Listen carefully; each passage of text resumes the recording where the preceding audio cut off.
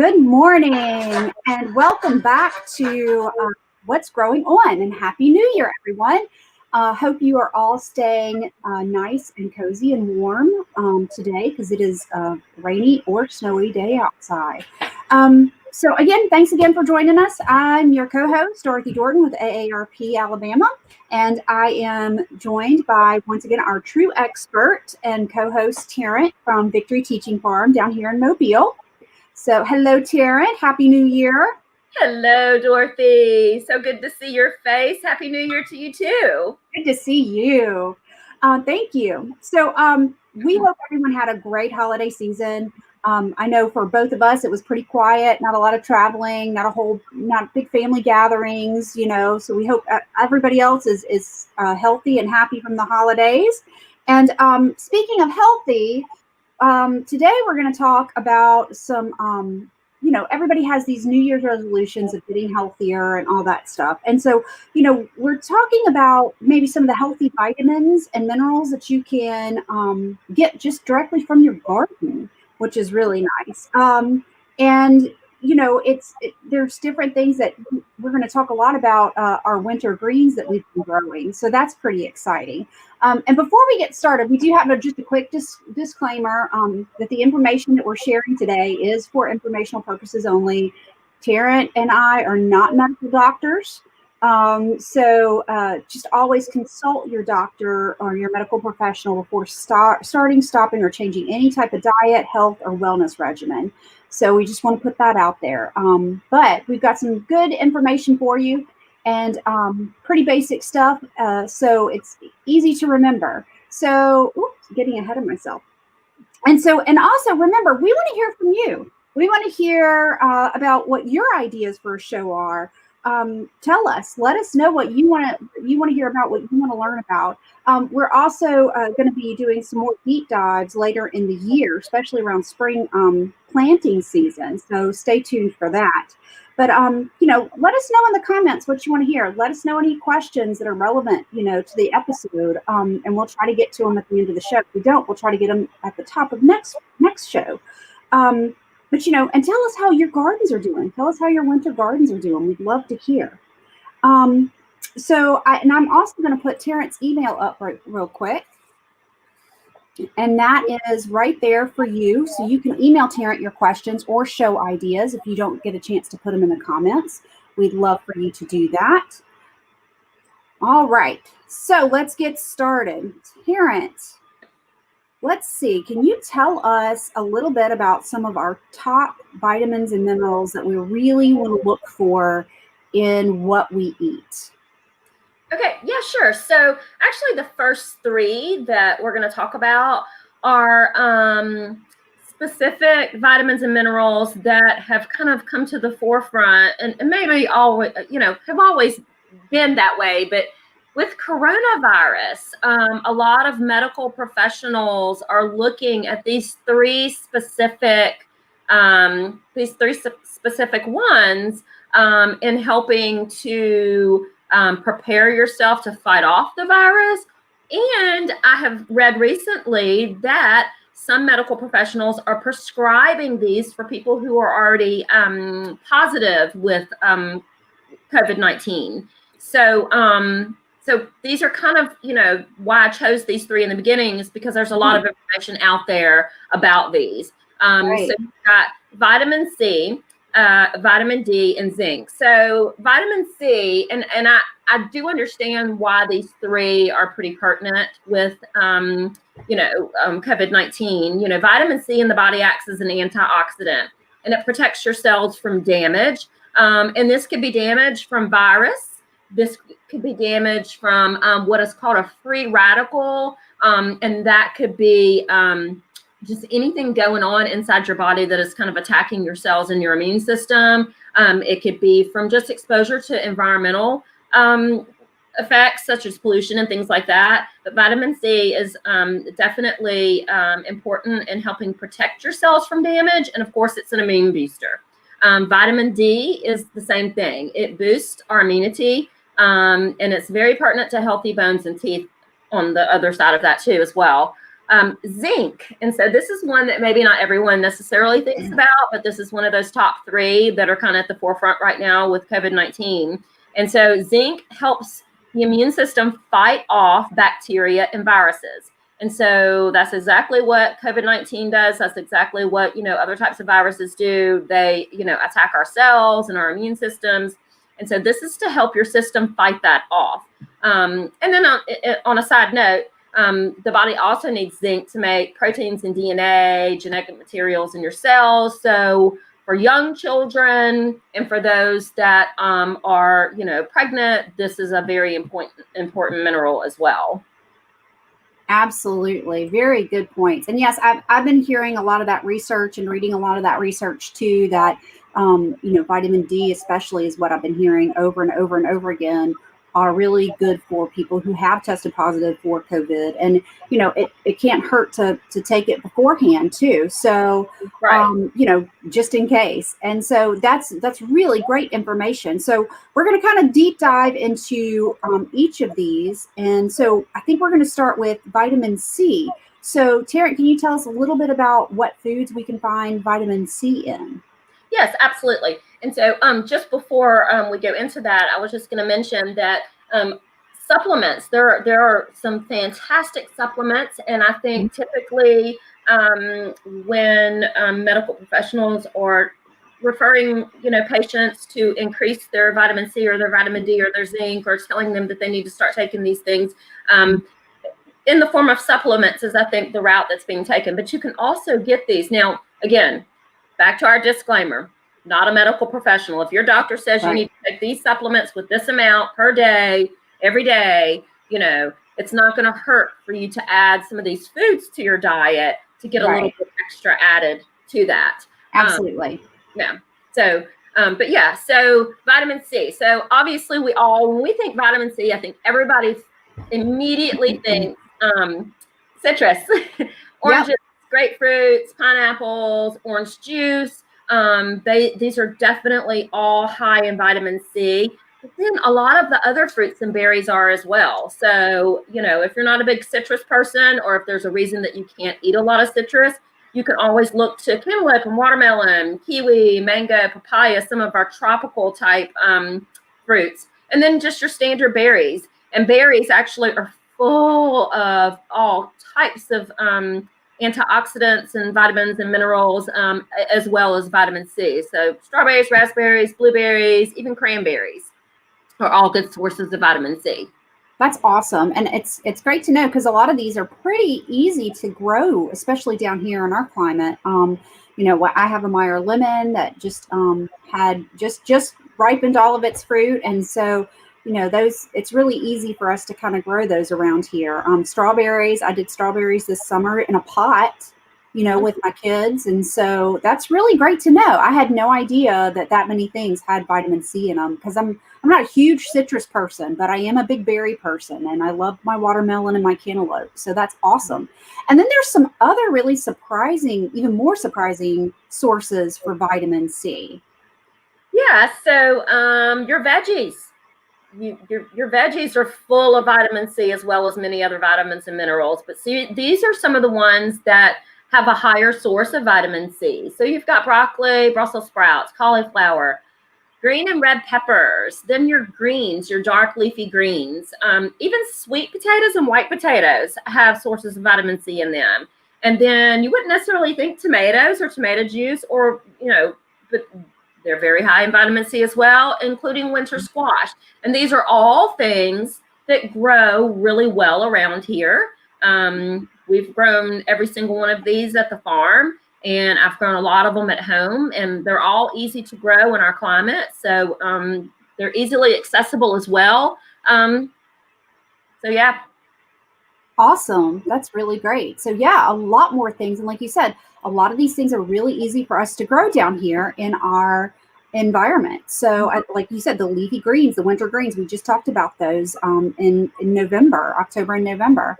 So moving on, we are going to be talking about vitamin D. And again, this is one of those super duper vitamins that can help in many, many ways. So Terrence, tell us a little bit about vitamin D and where to find it. Well, first and foremost, the sunshine. Yes, The yes.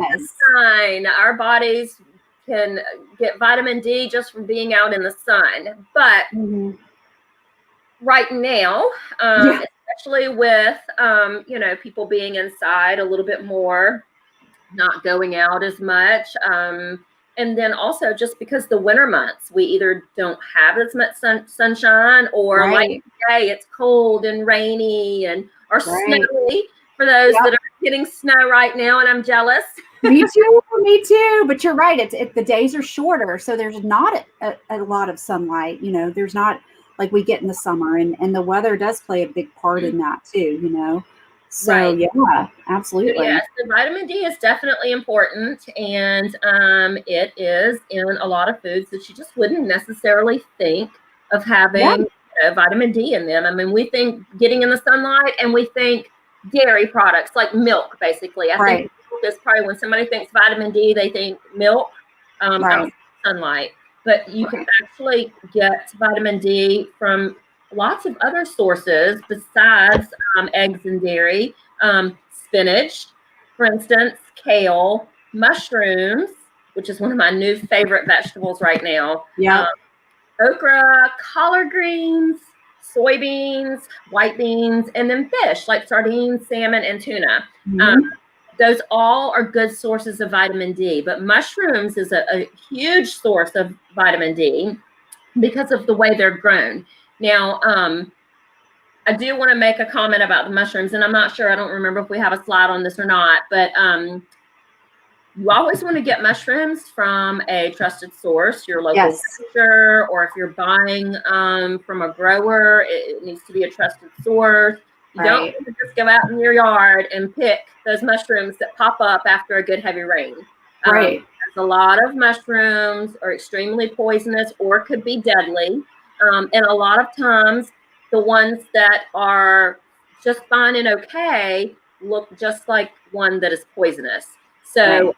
I do want to add that disclaimer that if Yes, you're going definitely. to include some mushrooms in your diet to get some of these vitamins and minerals, that you want to make sure that they're from a trusted source. Absolutely. And I'm personally not that adventurous, so I am perfectly fine with my supermarket or farmers market mushrooms. So definitely. Yeah, But and I was going to make mention, I mentioned that mushrooms was one of my favorites right now. yes. And one of the reasons is that, so if there's a reason, I mean, I personally like a good steak.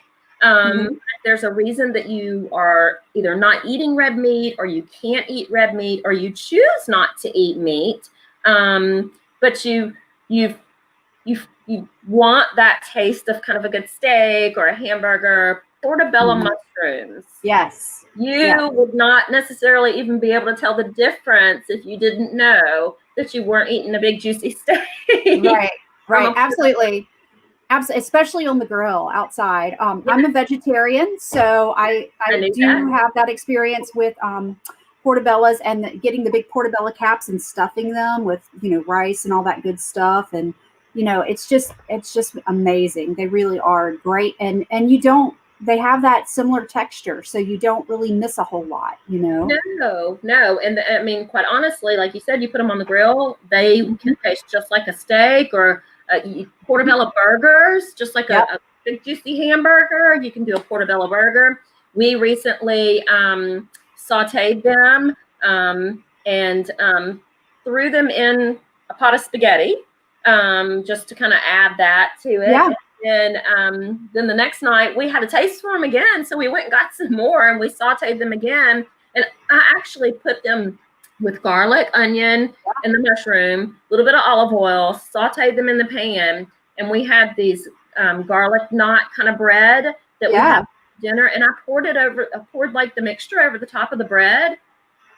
You would have thought it was coming from a gourmet restaurant. It was delicious, and it was just a way to include the mushrooms in our dinner, but it was so good. And I really honestly think they're very versatile. I mean, you Yeah. can put them in a salad, you can saute them, like you said, put them on the grill, make a burger out Mhm. of them. And they're very high in vitamin D, and they're extremely high in in zinc, which is, I think, is the next Yes. That is actually, that leads us perfectly into the next slide. So yes, zinc. And like you were saying, I have two little ones, and you know, like all little ones, they are very anti-vegetable. And so I sneak mushrooms and spinach actually into cut leaf spinach into my spaghetti sauce. You know, I just use jarred spaghetti sauce because again, I'm not that fancy, and I'm totally all about semi homemade, but I definitely can get them snuck in there somehow. And they do like the big portobello caps, you know, as burgers. They don't really know the difference. So Right. great ideas.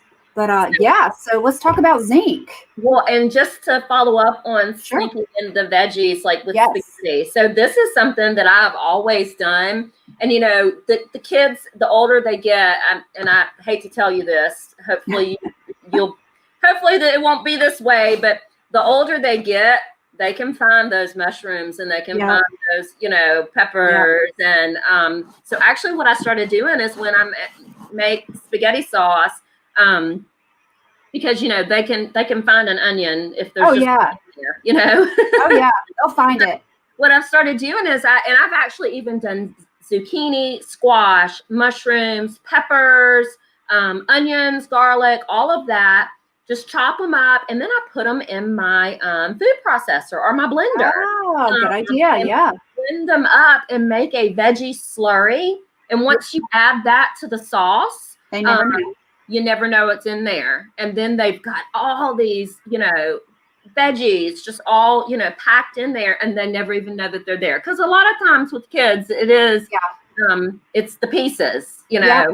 It's the knowing it's there. And that's a great idea. That's something that we'd love to hear from you guys about who are watching. You know, put it in the comments or email Tarrant about what are some of your ideas to sneak those veggies in for your kids. I'd love to hear those because I have a 4-year-old and a 2-year-old, and they're at that height of I hate vegetables, get them away from me. So if you have any ideas, I would love to hear that. So please put them in the comments. But yeah, and even great ideas. Kids, grandkids. Yeah. You know, yeah, absolutely. You're looking for that might be that picky eater that you're trying your best to get them to. You're begging and pleading and promising, if you just eat this vegetable, just one bite. Right. Exactly. Exactly. So, all right. So that's great information. And so here we are talking about zinc again. Yep. Lots of stuff that you can hide in your spaghetti sauce that has zinc in it. So tell us a little bit about these, Tarrant. Yeah, so we've been talking about mushrooms. Obviously, we both must really love mushrooms because we've talked about that for about 5 minutes now. But like we said, don't pick them wild unless you are an expert and know exactly what you're doing.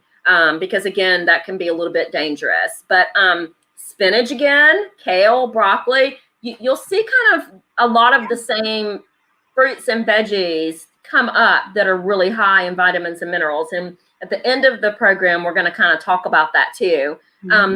But garlic is another good source of zinc. One of the best sources for zinc, of course, there's lean meats, but one of the best and highest sources for zinc are oysters, which in South Alabama, those are easily obtainable. Yeah. They're everywhere, but you also have them in your supermarkets. That you can buy that they're already shucked. We're lucky down here that there's a lot of oyster farms, and just oystering is something that's, you know, historically part of our Gulf Coast, but they are extremely high in zinc. And not everybody loves a raw oyster. That's I think an acquired taste, a raw oyster. But you can cook oysters so many different ways. Actually, over the holidays, we had oysters on the grill, and we just sauteed them in their shell in butter and garlic, and then topped them off with a little bit of Parmesan herb mixture cheese, and grilled them on the grill. And you wouldn't have known you were eating an oyster. I don't even know what you could have said, but it was so decadent and so good. So, you know, and there's a lot of ways to do oysters. You can bake them, you can cover them with spinach and cheese. I mean, there's so many different ways to cook oysters if you don't like a raw oyster. Right. Which You can I'm all sneak about them. a raw oyster with a little bit of horseradish and hot sauce and a cracker. Yep. And you can also, what's great is you can also sneak them into that gumbo that has the okra from the vitamin D. Yes. And so you're just kind of getting all of it right there. So, you know, gumbo is a huge popular thing, obviously, in the South. And I am one of those people who love the flame broiled oysters. I do actually, I said I was vegetarian, I'm more pescatarian, obviously living down here on the Gulf Coast. But yeah, but I am not, I try one raw oyster every year to see if anything's changed, and I still don't like them, which as somebody who was born and raised here is blasphemy, I know, but I will eat them. I will eat them on the grill, just like you said. That sounded delicious. So, but yeah, that's really surprising that they have that much zinc in them. That's wow. Very, very high in zinc. So awesome. Well, I know next we're going to be talking about just superfoods in general, just things that are just basically good for you and that you really can't just eat enough of with all of the good, you know, vitamins and minerals they have in them, especially, you know, in these winter months and especially now that we're really concerned about immunity and staying healthy. So Terry, can we talk a little bit about those superfoods? Yeah. So I will say superfoods is more of a marketing term that was kind of developed to promote these super healthy, nutritious foods. So not any one food is considered a true superfood, but these are foods that are extremely high in vitamins and minerals and are just great additions to your diet no matter what. But I just did want to say no food is a superfood per se, right? And it's gonna, you know, totally just transform your health. And you know, if you eat these, the term again, like I said, was more of a marketing kind of thing to promote these particular things. But they are loaded with vitamins and minerals, and so it never hurts to add any or all of them to your regular diet. Right. So that first one, the superfoods, your dark leafy greens. They are full of just about almost every vitamin and mineral you could possibly think of and need. And they grow so well down here in the Gulf Coast or just throughout, you know, the southern regions, just because we're a little bit more mild in our winters. Except for today, for those in the north that are getting snow. Again, I'm jealous. It's cold, wet rain down here. Yeah. But yeah, they grow great. And the good thing about the dark leafy greens, again, and that's why it's one of my absolute favorites, is that they're a constant producer. So it's not a one pick and then you're done, you know, like with broccoli or cauliflower. They're a constant producer, and the more you pick them, the more they produce. And you can't have enough of them in your diet. And so kale, Swiss chard, collard greens, turnip greens, spinach, all of those are definite packed full of vitamins and minerals. And you can do so much with them. I know we've kind of talked a little bit. I don't know why all of a sudden I might just be hungry, but I keep talking about all these different recipes that you can do with things. But kale, you can make kale chips. And I think these are things, this is something we talk about, hiding food and hiding, you know, veggies and things like this. Yeah. A lot of kids are potato chips, you know, obviously. What kid doesn't like a potato chip once they get that first taste of a potato chip? You can make kale chips and you can season them the way you want to, a little salt, little garlic, whatever. And cut them up, stick them in the oven for a little bit and bake them, and they're like a potato chip. Chard, you can put it in a salad, you can saute it with garlic and onion, and you know, so there's so many different uses, you know, for that. Everybody out here in the South knows about collard greens and turnips. But one thing I did want to mention, and this is something when we were able, and hopefully one day we'll be able to do this again, when we were able to do our workshops actually at the farm, we've always grown a green called a India mustard green. So the leaves get huge, like the size of a pillow. That's the only thing I can reference as far as, but the leaves get absolutely so big. And again, they're so rich in vitamins and minerals. But once you cook them, their taste changes. So we would always have our workshop participants, and everybody usually went home with a bunch of them if they wanted them. And I will tell you, every time somebody tasted them, just raw, picked off, the plant, they wanted a bunch to go home with. But mustard greens, and people don't typically think that like mustard greens and turnip greens and collard greens, that you can eat raw, but you can. And when you're eating vegetables in their raw state, you are getting the maximum, because when you cook things, you do typically cook out a little bit of the vitamins and the minerals. So raw is definitely the way to get the most bang for your buck. But mustard greens have a spicy kind of horseradishy type taste to them.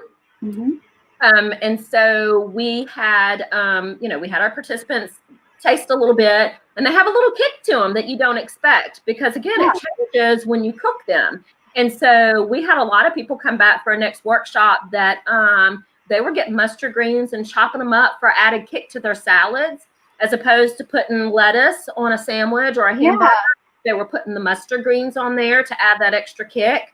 So, it's kind of thinking outside the box with how you can cook some of these things. Kale, back to kale. Kale soup. I must be really hungry today. Kale soup, like white beans, which one of those had a lot of vitamin D in it.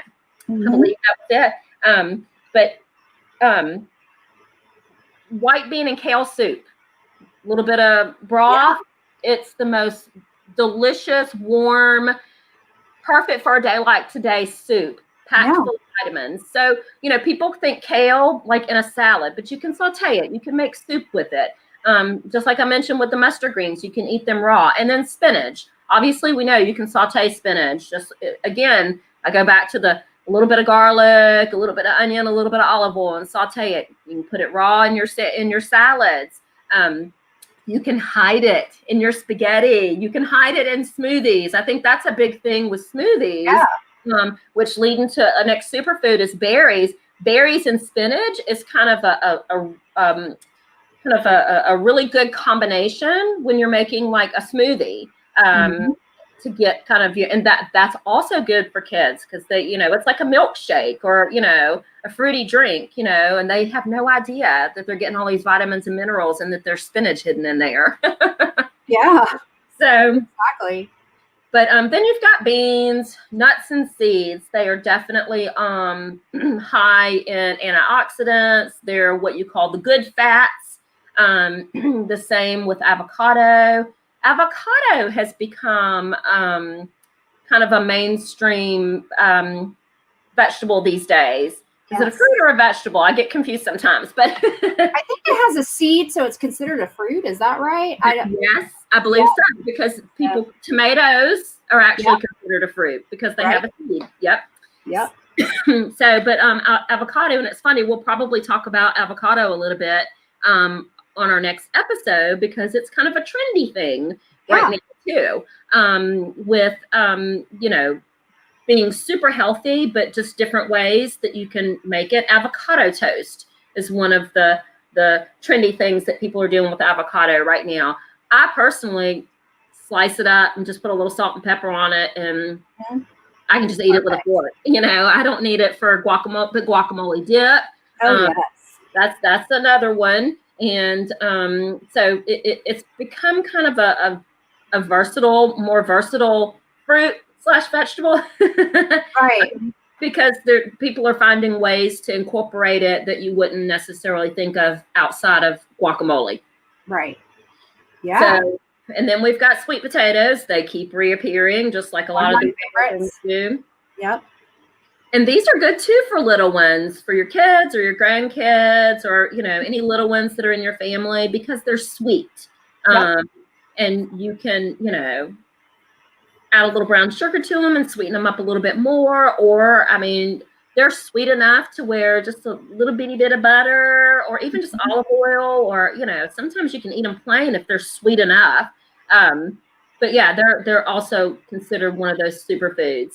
And garlic, of course, garlic is always on the list as far as healthy. Salmon, again, is super healthy. And eggs. And it's funny, as I'm doing some of my research, it's funny to read some of the articles as far as like eggs, because eggs seem to bounce back and forth between good for you, not good for you, good for you, not good for you. But everything that I've read to date, especially most current, is that eggs are a super, super healthy food, high in protein, and are great to have in your diet. Yep. So, and they're great in protein. I mean, if you want to use just egg whites and stuff, that's always good too, because that's just, that strict protein. But yeah, you're right. It's kind of like butter. People go back and forth with, is it good? Is it bad? And it is one of those things that's like, I'm like you can't really go wrong with a good egg. So that's great information, Taryn. So yeah, I mean, there's so much of this. I always go back to, because while we were kind of developing this show, what I kept going back to was a lot of this stuff is so easy to grow down here. And those winter greens, the kale and the collard greens and the broccoli and all that, it just kept coming back up and back up and back up with all of these nutrients that we need. And so it was really interesting to me, that here we are with our winter gardens, and in the spring we can talk about strawberries and all that kind of stuff that's just going to keep continuing to keep us healthy in a natural way. And so again, folks, don't forget, I will be putting all of these slides up that you're seeing today in the comment section on the Facebook page of this broadcast. And this broadcast is on our YouTube channel and AARP Alabama's Facebook page. It'll be up there so you can go back and look at it. You can share it with your friends, all of that good stuff. So Taryn, we do have one question, and you did touch on this a bit, but you talked about raw vegetables are the best. Because they hold the most nutrients. But, there's a question out there that, if you have to cook your vegetables, or if you have to buy your vegetables not in a fresh state. I know I can't always do that just because of the way my schedule runs. It's like I'll have some fresh broccoli and a week later I'll come find it as a soup in the bottom of my refrigerator just because I've completely forgotten about it. So can you kind of tell us, like, first of all, like if we're in the grocery store and, the way our life is running, if we can't choose fresh, what are the next best things? And then maybe what's the way to cook them? So those are two questions, but we'll start with the grocery store first. Okay. So frozen. Yes. So if you cannot do fresh, your next best bet is frozen. And the reason for that is because they are picked and then frozen at their peak. So once you pick any kind of fruit or vegetable, it begins from that moment forward to start losing its potency with vitamins and minerals, and with taste as well. So it just it's just a natural state that occurs. And so if you can, if you can't buy fresh, first off, if you can't grow it or have a local farmer or sourced for locally grown, fresh picked, and then if you don't have time for, buying fresh and storing, like you said, I've had that experience as well, where you pull open the crisper because your week got out of hand and it was crazy busy, and sometimes it's like, what was this? Yes. Yes, I have all these grandiose plans of what I'm going to cook, and it never seems to pan out that way. So, your best bet beyond fresh is going to be frozen, because again, it's frozen immediately after it's picked, so it helps retain. And usually it's flash frozen, so it's frozen really fast. And yes, flash frozen. So it's frozen really fast, so it kind of maintains the majority of its nutrients. And then the other good thing, like we said, is that you can stick it in the freezer, and if your schedule changes throughout the week and your days get, lost from you, you don't have to worry about it going bad. And if you're someone who likes to buy organic, you can find, and I've noticed lately, it's used to you couldn't find organic vegetables pretty much at all unless you're like at a Whole Foods.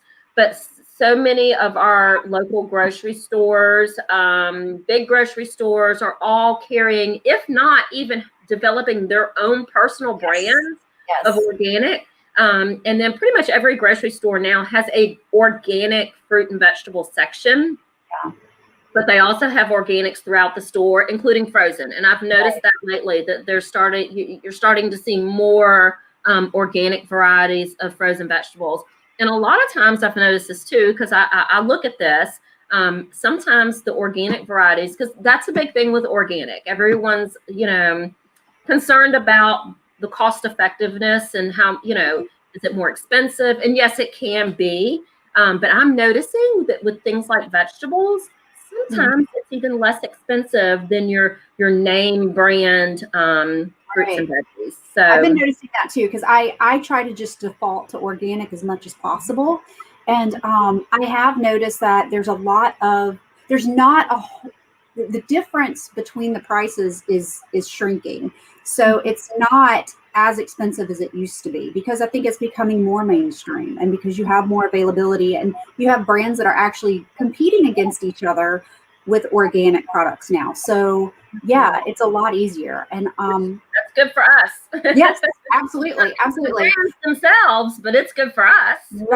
Right. So, and I know that our probably our third choice is canned. If we can't get fresh, we go frozen, and if not, we go canned.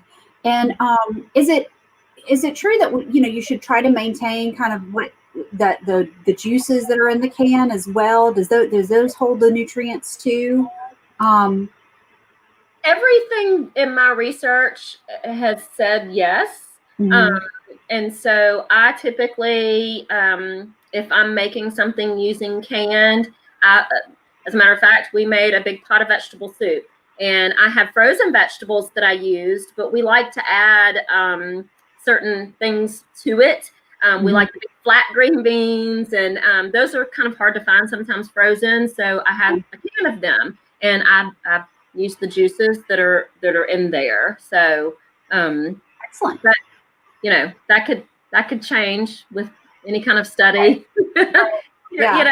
So for right now, my understanding from everything that I've read is that yes, the juices that are in there, when it's packed with its natural juices, does contain some of the nutrients. Good to know. And so now let's, if we do need to cook our veggies, what's best practices of cooking veggies and keeping as many nutrients as possible?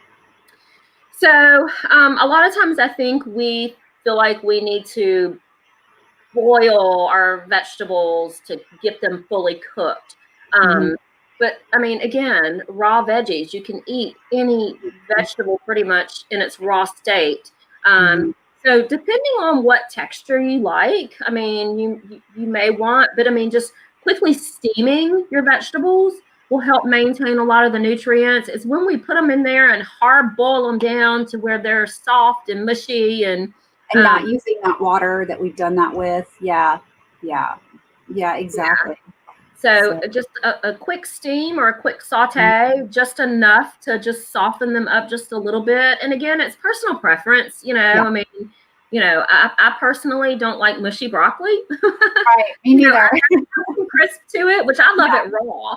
But but yeah, you're going to maintain, the less you cook, and the less you cook them, the more of the nutrients that are going to be maintained. And it's not, and most veggies are not like meat where you have to get it to a certain internal temperature. Right. Like I said, you can eat it raw, so you really just need to, if you just need to knock the cold off of it, Right. Okay. Well, that's great to know. Thanks so much. And and another thing too is it's also good, and correct me if I'm wrong, it's also good to, like with the sweet potatoes, for instance, to keep the skin on as much as you can, because the skins have a lot of nutrients, like as well. So I don't know why or where it started with peeling the skins off of things. Now, some of them you do want to peel the skin off of. Like, some of it's tough, right? Yeah, I mean, I don't really want to eat a banana peel. Right, exactly. But like with potatoes, absolutely. The skins contain a lot of the nutrients. The same thing with apples. Yes. Apples, the majority of the nutrients are actually in the apple peel. Right. So yeah, keeping the skins on potatoes and apples definitely maintains a lot of the nutrients. Awesome. Awesome. Well, that is just some great information to know. Thank you so much, Terrence. And again, folks, I'm going to put Terrence's email up here at the bottom here. So you can email her with any of your questions. You can ask questions in the comments, you know, and, you know, just keep in touch with us. Let us know what you want to see on the show. Let us know what you might want us to deep dive in on, maybe some more intimate virtual sessions. You know, tell us what you're looking forward to in the spring. And again, please tell me how to sneak vegetables into my kids' food. Let me know that. I would love to know that. But again, thanks so much, Terrence. We're going to be back on the 25th, and we're going to be talking about some of the top healthy food trends of 2021 and kind of what's out there, and maybe, you know, what's, you know, kind of legitimate as far as health, and what may just be a trend, you know. Like Terrence said, a lot of the superfood stuff is a marketing ploy, but you know, there are foods out there that really do have a lot of those nutrients and vitamins and minerals and stuff that we all need. So again, thanks so much for joining us, Terrence. We appreciate it. Thank Good you. to see you. You too. I do want to let everyone know that we do have a telephone town hall coming up tomorrow. It's going to be at 10 a.m. And this town hall is actually we're going to be hosting Alabama State House and Senate leaders. And they'll be talking about what their plans and priorities and predictions are for the legislative session that's starting in the state on February 2nd. So that number is down there. It's 1-855-436-3541. We'd love for you to call in and listen to what your legislators have to say. And you can even ask your questions to them at that time. So we'd love for you to join us for that. And in conclusion, I'm going to show a real quick video of our upcoming events. We've got some great new stuff coming up and some of our oldies and goodies like Wisdom Wednesday. So stay tuned, and we will see you on the 25th. Bye.